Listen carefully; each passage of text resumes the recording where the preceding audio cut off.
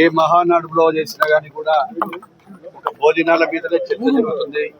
ఎందుకంటే తెలుగుదేశం పార్టీ కార్యకర్తలు కానీ నాయకులు కానీ వచ్చినప్పుడు వారికి పసంద్ అయినటువంటి భోజనాలు పెట్టాలి. ఎంతో దూరం నుంచి వచ్చేటువంటి వారికి అన్ని సౌకర్యాలు కల్పిస్తూ అతి ముఖ్యమైనటువంటి భోజన వసతుల గురించి, భోజనాలు ఏమేమి రకాలు పెట్టాలి, ఎట్లా పెట్టాలి అనేది కూడా చర్చ జరిగింది. అదేవిధంగా ఏ ప్రాంతం ఏ రూట్లో వచ్చే వారికి వచ్చేటప్పుడు ఏ విధంగా తీసుకురావాలి, మళ్ళీ మీటింగులు అయిపోయిన తర్వాత వారు తిరుగు ప్రయాణంలో ఏ సెంటర్లలో పెడితే బాగుంటుంది అనేటువంటిది ఒక చర్చ పెట్టుకున్నాము.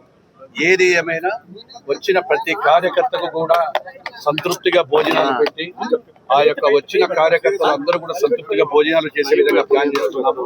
వాటి వివరాలన్నీ కూడా మళ్ళీ ఒక మీటింగ్ పెట్టుకుని అన్ని వివరాలు పత్రికల ద్వారా మీడియా ద్వారా తెలియజేస్తామని చెప్పి తెలియజేస్తా ఉన్నాను. Thank you.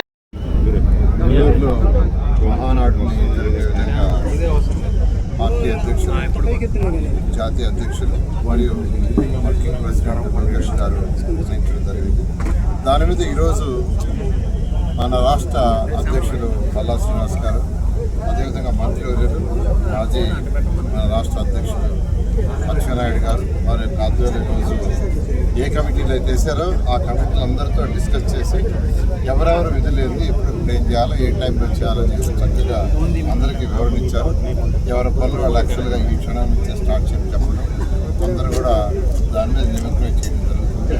ఈ యొక్క మహానాడుని గతంలో ఎప్పుడు లేని విధంగా దీన్ని సక్సెస్ చేయాలి. పార్లమెంట్ సభ్యులందరూ అందరూ ఏ యొక్క అందరినీ కోఆర్డినేట్ చేసుకుంటుంది సక్సెస్ చేయడం జరుగుతుంది.